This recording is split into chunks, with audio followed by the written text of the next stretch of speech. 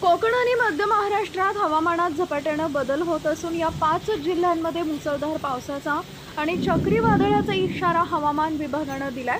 महाराष्ट्राच्या मध्य भागापर्यंत हवामानात मोठा बदल जाणवत असून या 5 जिल्ह्यांमध्ये जोरदार वाऱ्यासह वादळी पावसाचा इशारा हवामान खात्यानं जारी केलाय।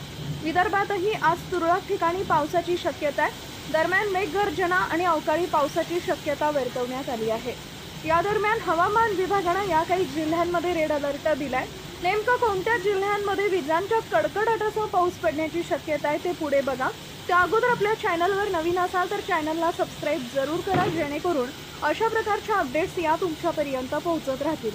सूर्य आग ओकत आहे। राज्यात काही ठिकाणी वादळी वाऱ्यांसह पावसाच्या सरीही बरसत आहेत। व्यापार युद्धामुळे देशांतर्गत तसेच जागतिक बाजारात मोठे उलटफेर सुरू आहे।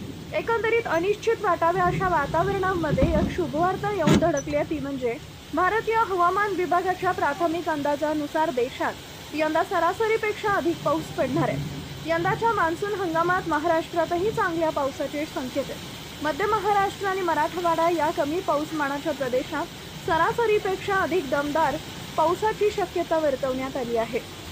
विशेष म्हणजे एल निनो, आयोडीसह इतर हे मान्सूनवर प्रभाव टाकणारे घटक चांगल्या पावसासाठी सध्या तरी अनुकूल आहेत।